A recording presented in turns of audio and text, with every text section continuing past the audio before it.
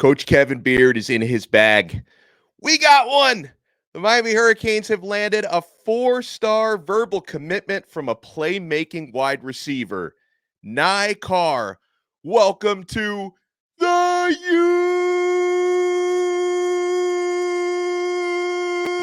You are Locked On Canes, your daily podcast on the Miami Hurricanes, part of the Locked On Podcast Network, your team every day.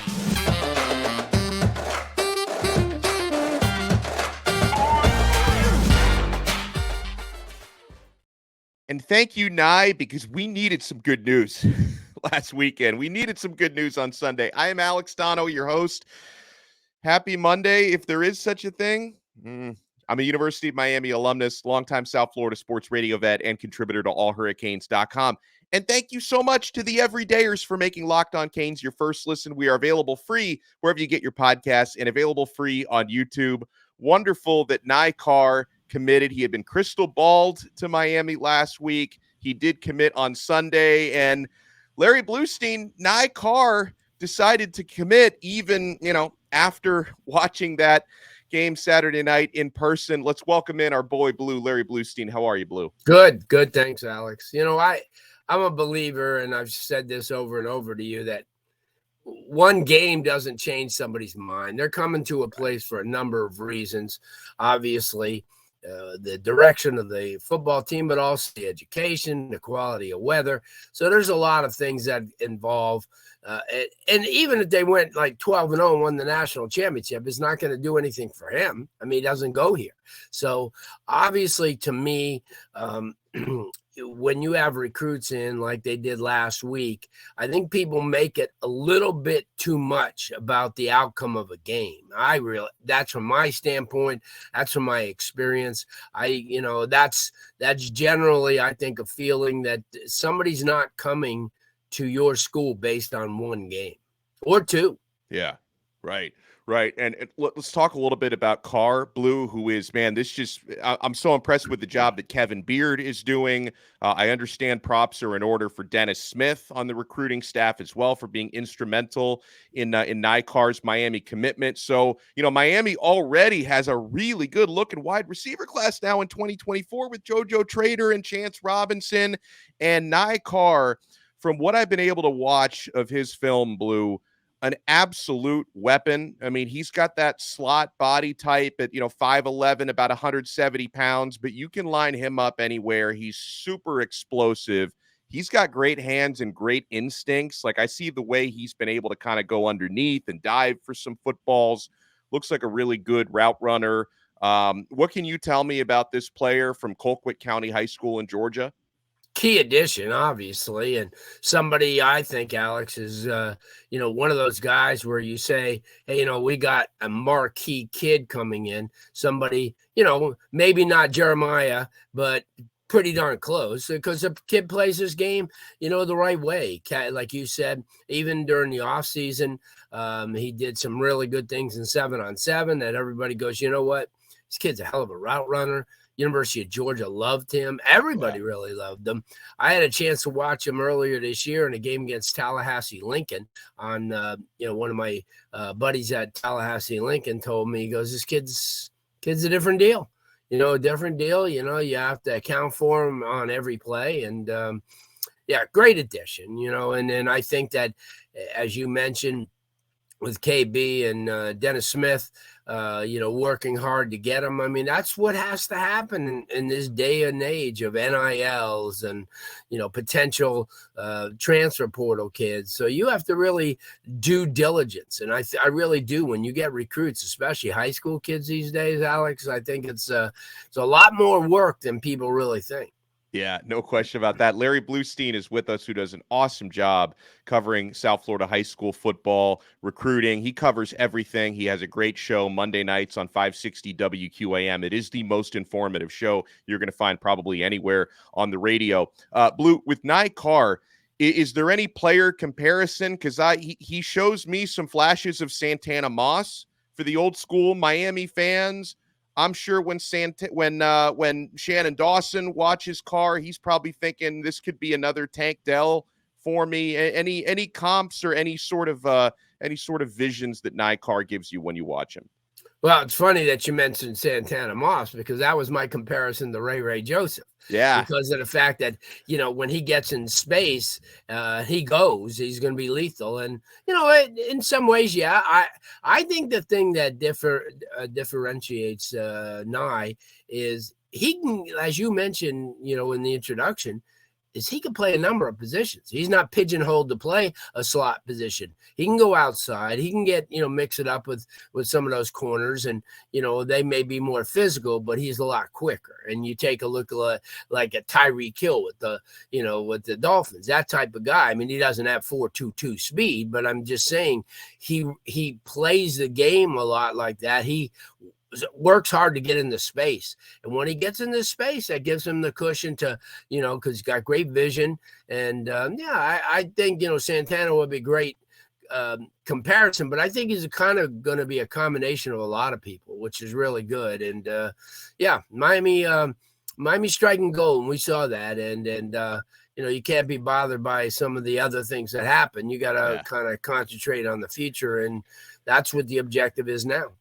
Yeah, and obviously there were a ton of players visiting. I mean, if for those who saw the recruiting section, it was jam packed. And another player who I noticed did hang around to see more of the city on Sunday is Adarius Hayes, who's actually a Florida Gators commit. So I know that the Gators fans are going to get in this episode. They're like, "What is this guy talking about? You guys are terrible. Why would this guy flip from Florida when you guys stink?" Yeah, but he did hang around Sunday, Blue, to check out more, I'm sure, of the campus in the city.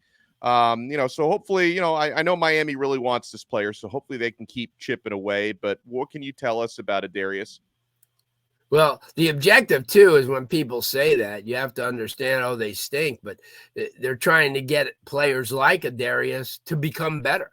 And Right. He understands that. And that's one of the sales jobs that you do. And you know what? You've got a chance to be in the mix right away. We have some young guys like Popo and people like that can play the game, but you and Bryant, but you still have an opportunity to be right in the mix with us. And he's really good. I mean, he comes from Largo, which is right outside of Tampa area, or St. Pete area, excuse me, to the south. I mean, they play in that conference with St. Pete Lakewood and then Gulfport Boca Ciega, which has proved to be a pretty good hotbed for talent. Big guy, quick guy. He's been on the radar. I think he's going to be this year. He's a 4-year starter. And that's a good program. And excuse me, they've had more than their share of talent with Dexter McClusker over the years and guys like that. So he's an immediate help. He's a guy that comes on campus early. By the time spring rolls around, he's trying to break in himself to the top 3-4, in the position. And it's a position of need. And you know what? We talk about different positions every year. You flash back 2 years ago to the offensive line and, oh my gosh, we're in trouble. But not so much. And I think that's going to be the mantra at linebacker with all the guys that you brought in the last 2 years. Plus potentially somebody like him. Yeah, we've got the man, the myth, the legend, Larry Blustein with us. We got to talk about how the team needs to respond because Saturday night, you saw the sadness and the anger and the frustration on the Miami sidelines, which is perfectly normal given how that game ended. And you see the frustration from the fan base. How is the team going to respond? How do they need to respond from that 23-20 tragedy against Georgia Tech? Larry Blustein's hanging out with us. As we like to say, we're only getting started right here on Locked On Canes. It's time now for our game changer of the week. And I'll tell you who I believe it's got to be coming up, and that's Tyler Van Dyke. TVD, who had basically a perfect start to the season in the first 4 games, threw 3 interceptions. He's got to lead this team back to glory. And much like Tyler Van Dyke, Athletic Brewing has completely changed the non-alcoholic beer game. They make non-alcoholic beers that actually taste good. Athletic Brewing Company has completely changed that game. The brews are great tasting and award-winning. They beat out full-strength beers in global competitions. They are fit for all times, so you can drink them anytime, anywhere, and make any activity even more enjoyable. No hangovers ever, which is awesome. So I love Athletic Brewing, guys. And first-time customers can use our code Locked On to get 15% off your first online order. That's LOCKEDON, code Locked On at checkout for 15% off at athleticbrewing.com. Near beer, exclusions and conditions apply. Athletic Brewing Company, fit for all times. Welcome back in to Locked On Canes. I know it's a tough one, guys, coming off that Georgia Tech loss. Blue, first of all, I hope that Don Chaney can recover from this because, first of all, I didn't even think that was a fumble. I thought the ACC officials really screwed him with that call. And then second of all, as has been very well documented, Miami really should have taken a knee. Mario Cristobal said it after the game. Chaney should not have even been in that situation. He was having an awesome game, was closing in on 100 yards. I think he's probably the guy that I feel the worst for with all this. What about you? Well, I agree. I mean, he's only doing what was asked of him. He runs hard all the time. Yeah. And I agree with you. I thought that his elbow was down and, and everybody was pretty well convinced. But the whole thing is about the game and the blame game, and everybody even into today is still pointing fingers. And if you continue to do that and be immersed into what happened last Saturday, you're going to lose focus on what you need to focus on this week. And that's rebounding against a really good North Carolina team at their place with a quarterback who can hurt you if you're given time. So I think that people have to understand, put that game behind you. It's a loss. It's an ACC loss, a key loss. But at the same time, you got to give two. People don't want us to take a step back, but you got to give Georgia Tech credit because they came in here and played a tremendous defensive game in the first half, made Miami, and when you say, oh yeah, he threw 3 interceptions, but there's a reason why. They put pressure on them. They covered very well. They never gave Miami, even when they got the ball, too much room to run. So, before you continue to, lose focus on the rest of the season, you're 4-1. 99% of the teams in college football would love to be in that situation. So you rebound this week, and then you got Clemson for a home game. And there's no more easy games. I know you want to say, Virginia Tech and Boston College, but, we're finding out in the ACC that anything can happen. And, you look at a Louisville team, and we said this last year, they're really going to be, because of Coach Braun and, his knowledge of that area and how to recruit. And you got a lot of kids from South Florida as well. There's no easy games left. You just got to take them one at a time. You got to pull back if you're a fan and support rather than point fingers. Okay. A mistake was made. Mistakes are made all the time. So, and they cost you much more than games, they can cost you seasons. So I just think, that the fans need to pull back a little bit about the blame game and concentrate on what's ahead. And because you're not getting that game back. Okay. No matter how you slice it, Georgia Tech game's not coming back. So let's focus on the rest of the way where you have 7 more games, and 7 games you could be in every single game.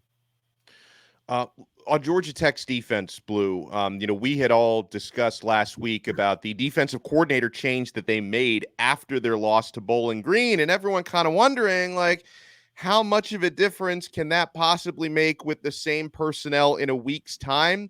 I think if nothing else, Blue, that probably sparked something in their players, because I don't think any player wants to know, hey, we kind of just got our defensive coordinator demoted, or, sometimes, but in that case, demoted. Other times you get a guy fired or demoted. So that was a completely different, obviously, as disappointed as I am with Miami's offense, like you said, sure, credit has to go to Georgia Tech's defense, and credit has to go to Brent Key, because he definitely pressed the right buttons in making that coaching change before the Miami game. Well, you make a great point, and you take a look at somebody. I mean, if I just said, "Hey, Alex, I want you to be my defensive coordinator," I think you've got some innovative things to bring to the team. You're going to bust your tail. You're going to go home. You're going to watch film. You're going to say you watch Miami's film with tendencies that you could do. You're going to kind of think outside the box a little bit. Let's go when they're in coverages here. We'll go here. We've got to put a little bit more pressure on the quarterback. Obviously, the run game is going to be tough to stop. But the thing about Miami too, and just just a little bit of a criticism going into the rest of the games, but you have speed in the backfield. Don't run everything tackle to tackle, because everybody's going to see your tendencies and they're going to load up in the middle, especially if your passing game is not really, really effective and you're missing a little bit. But I'll tell you what, if Miami starts bouncing a little bit of these plays outside, especially with A.J. Allen, and I know he was in the doghouse, but he's a guy that we said during the when I talked to you after the little scrimmage they had at Hard Rock, I told you, I said, listen, this is a kid that can get up into into the flow and then move out. And I would use him a little bit more on the outside. And they're going to have to this week, because North Carolina's got a pretty good defense. No matter how much they let down against App State or any of those, believe me, they're very active. And I'll tell you another guy who kind of came to everybody's rescue, and he has been doing it all year. And I think he's right now, after 5 games, in line to be all ACC first team, is Xavier Restrepo. He just continues to get open, 12 receptions. He continues to be that guy, and people could say what they want. He's too slow. He's too small. Let me tell you something.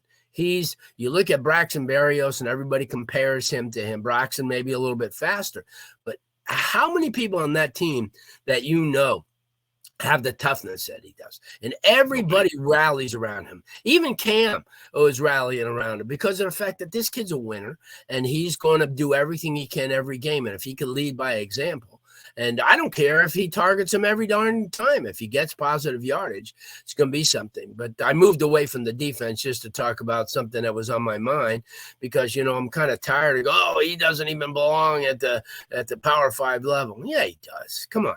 He's like one of the top receivers in the country right now. And yeah, he's not 6'4", 220, but I'll tell you what, he makes up for it. And defensively, they kept getting really, really good play from up front. And that's, it's just a whole thing. I don't want to keep dwelling on what you can't change, and that's the past. And but I'm really, really positive going into this week. I think the mindset now is focused back that, hey, we can't afford to lose anymore. I mean, we lost to a team that we shouldn't have lost to. So now we got to make amends. And, you got 2 games that if you could come out on top in the next 2 games, I think everything kind of changes and you forget a little bit about this last game. Well said. And I do want to talk a little bit more about the next game, because Miami just had their letdown. North Carolina, they have not truly had theirs. I mean, you can say what you want to about, they should have played better against App State, but they're undefeated. North Carolina has been awesome. That's the next game coming up. We're going to break it down with our boy Blue, Larry Blustein. I want you to keep it locked right here. We're not done yet on Locked On Canes. We're certainly not done yet on eBay Motors. Guys, you need parts for your car. It's a no-brainer. Passion, drive, patience. What brings home the winning trophy is also what keeps your ride or die alive. eBay Motors has everything you need to maintain your vehicle and level it up to peak performance, from superchargers, roof racks, exhaust kits, LED headlights, and more. Whether you're into speed, power, or style, eBay Motors has you covered. With over 122 million parts for your number one ride or die, you'll always find exactly what you're looking for. And with eBay Guaranteed Fit, your part is guaranteed to fit your ride every time, or your money back. Because with eBay Motors, you're burning rubber, not cash. With all the parts you need at the prices you want, it's easy to turn your car into the MVP and bring home that win. Keep your ride or die alive at ebaymotors.com. Eligible items only. Exclusions apply. eBay Guaranteed Fit only available to U.S. customers. Thank you so much for making Locked On Canes your first listen today. And folks, make sure every Friday you're tuning in to Locked On College Football Kickoff Live. I'm honored to be part of that show. It airs live 11 a.m. to noon on Fridays right here on this Locked On Canes and on every Locked On College YouTube channel. I'm sure these guys are going to give me some heat over what happened in Miami this past weekend. I'm tough. I can take it. And hopefully North Carolina brings better times for us. Larry Blustein is with us now. And Blue, obviously, Tyler Van Dyke, I hope he can have a bounce-back performance because the quarterback matchup in this one, if TVD shows up with his A game, TVD versus Drake May, that should be worth the price of admission this Saturday. No doubt. And this is a North Carolina team that has some experience, obviously, at wide receiver with the kid J.J. Jones, who catches the ball and gets open a lot, and also the kid Kobe Paysauer. And they're really good up front. I mean, familiar name, Corey Gaynor, who played at Miami for a couple of years. He's been a rock for them at the offensive center spot. And you got the William Barnes. They're really, really good up front. You know, Spencer Rowland and players like that have really come. Their running game is really good. Omarion Hampton runs the ball. So the key to stopping them, obviously, is going to be more than just stopping Drake May. You got to stop their running game. You got to kind of limit their receivers. As I mentioned, also Gavin Blackwell comes off the bench, a redshirt sophomore. And Tez Walker's yes, available now. Exactly. So you got guys, you know, on the team offensively, and then they're defensively. I mean, they're still pretty darn good, as you mentioned. I mean, they pretty much pitched a shutout against Syracuse. I mean, they played extremely well. I mean, Desmond Evans is back from last year, the kid from the defensive end. They got the Kalman Rucker kid at their jack position. So they've got talent. Secondary-wise, they're a little bit young. I mean, outside of Dan Chapman, you still have the kid, the sophomore Marcus Allen. So, you know, they're very talented, no doubt. They've built over the last couple of years a program where they've added depth, especially, you know, on the line. I mean, you know, where I said, you know, they got Kevin Hester and they got players like that who came back. He's a senior, you know, and he's got a lot of experience. That Tamari Fox kid is a senior as well. So they're pretty loaded up front. They want to stop Miami's run and force Tyler to throw. And I think that's what's going to happen, because when Miami's running the ball and, you know, in the games this year and they're going over 150, 160 yards on the ground, it makes it tougher and it opens up things for, you know, for Tyler. And I think that's what you're going to see a lot of. I think that they're going to try to shut it down up front. And then it's going to be up to Tyler with his experience to kind of recognize things. And, you know, this is going to put Shannon Dawson, you know, in a position that everybody wanted him to be. You know, he's got a coach.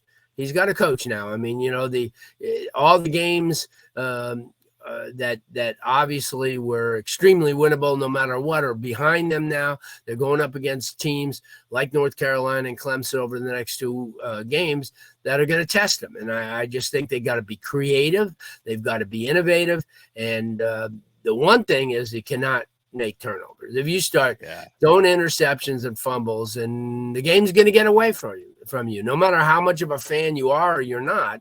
There's a basis of reality that you just can't roll out a red carpet against a quality opponent and continue to turn the ball over and give them good field position and you know, come away with a win. So I think there's a lot of factors, but I think this is a game where Miami's got, you know, defensively, I think they'll be fine. It's just don't keep them out on the field 75% of the game, or, you know, especially with the turnovers. But offensively, this is Dawson's game.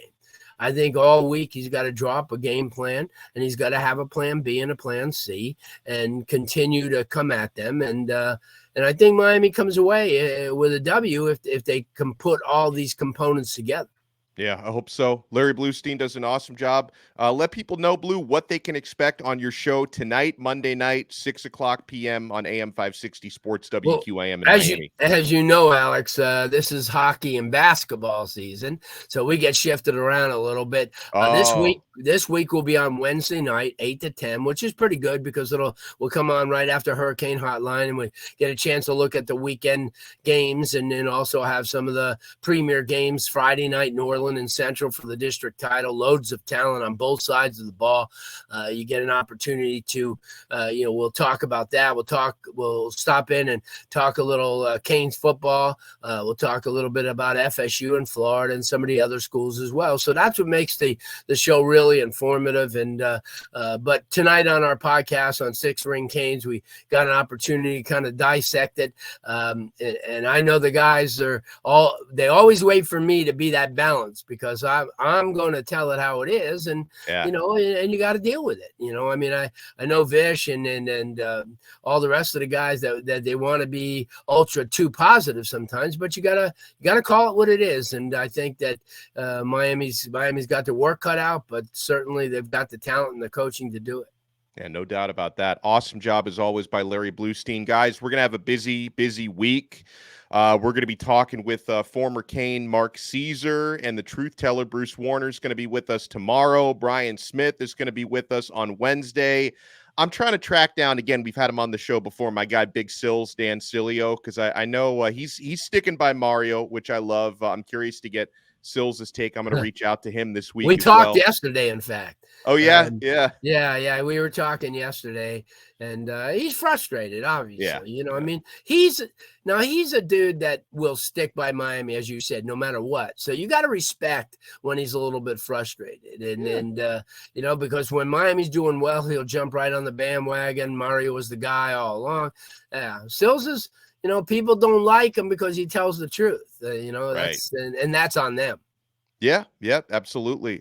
So awesome job as always by Larry Blustein, folks. We will talk to you again tomorrow. Actually, you keep watching our YouTube channel today, because I will be putting the coaches' press I know everyone's going to want to watch what Mario Cristobal, Shannon Dawson, and Lance Guidry have to say today. We are going to be putting the coaches' pressers later today on our channel. I'm going to be out there in Coral Gables later today, so keep it locked right here. Another episode of Locked On Canes, part of the awesome Locked On Podcast Network, your team every day.